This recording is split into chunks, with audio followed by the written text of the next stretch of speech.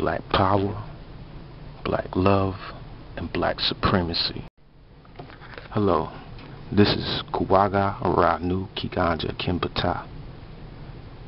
I want to give you an example of how to solve unit fractions. Some basic stuff. I ain't gonna get too complicated. I just want you to absorb the water that I'm giving you. The first problem is 1/3. How you find the unit fraction? First, you add 3 to the 1/3, the denominator of the 1/3, to get the first unit component fraction, which is 1/6.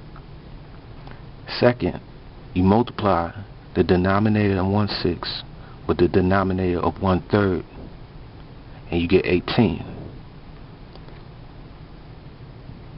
Thirdly, what you do next is halve the 18, or half it, which is 9, which is 1/9, the third component, and we finish. One of the things I want to get into also is the application of unit fractions. I want you to look it up. If I'm not mistaken, it's the key of harmonics and resonance.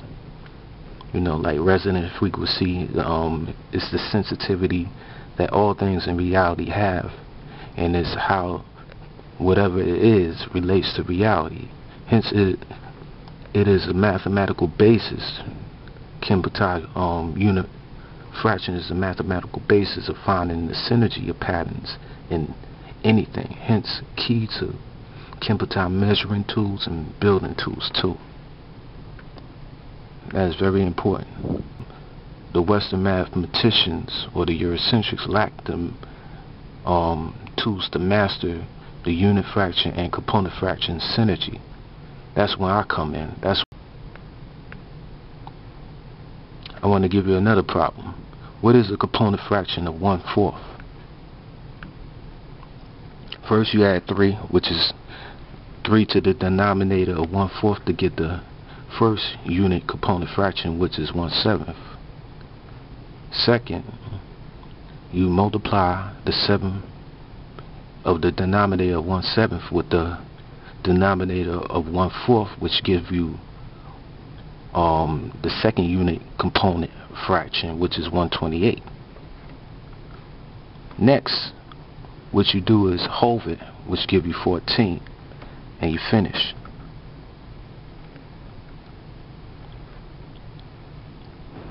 Next, I want to show you how to solve 2/4.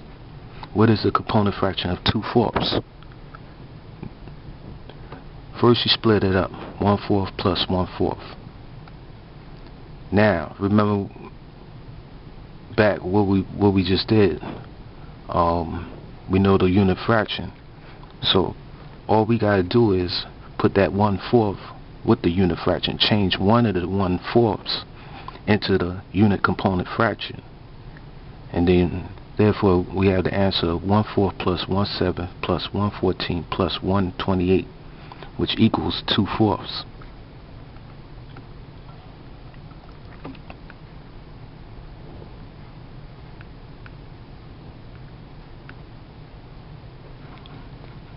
Another problem. What is the unit component fraction of 1/17? Again, you add 3 to 1/17 and you get 1/20.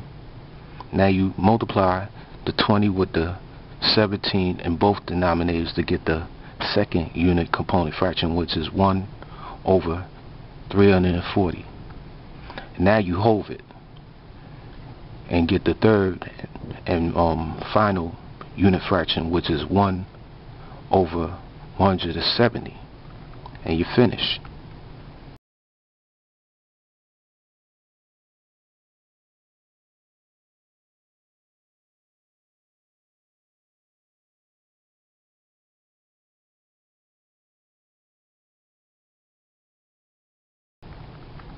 Okay, what is the unit fraction of 4/5?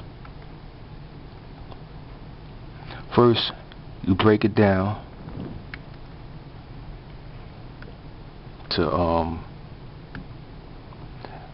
2/5 plus 2/5 equal 4/5. Now, what you do is find the unit fraction of 1/5. And when you do the same procedure, like add the 3 to the 5, you get 8. Then you multiply 8 with 5, you get 40 over it, and you get 20.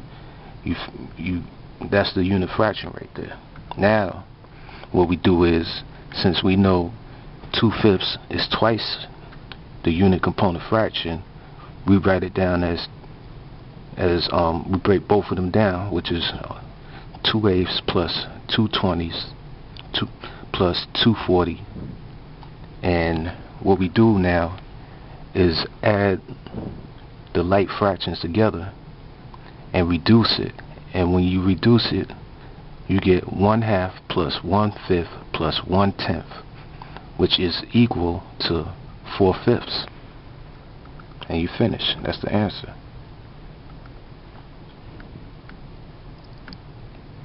I'm going to come out with some complex other formulas and fractions that will be quicker to solve humongous numbers. But, you know, that's what it is. I want to talk about now what is the use of this. One of the things about unit fractions that's definitely useful is that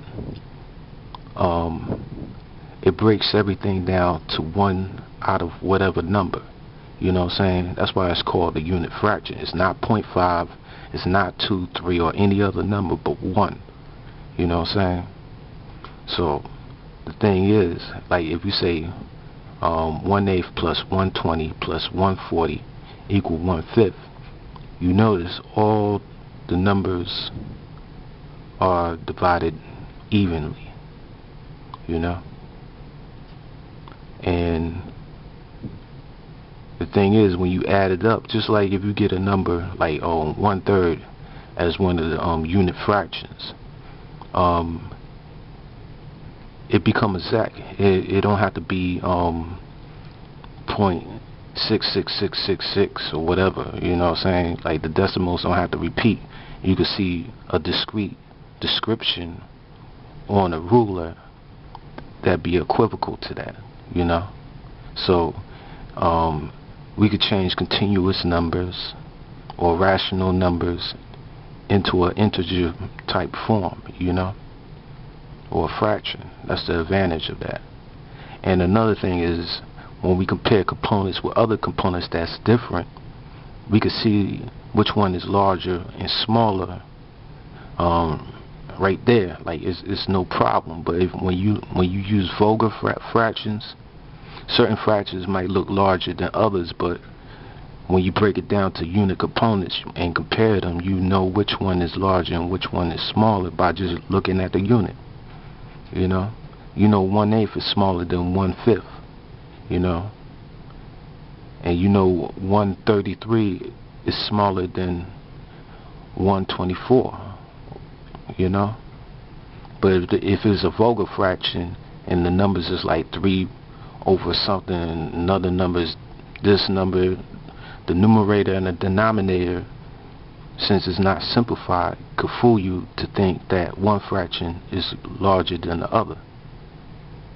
And when you work with decimals, sometimes the decimals repeat, so people just round it off, ruin the numbers, so it won't be exact like those people that put the pyramids together. So that's one of the advantages of that. Plus it's harmonics, and I talk about resonant frequencies and stuff like that.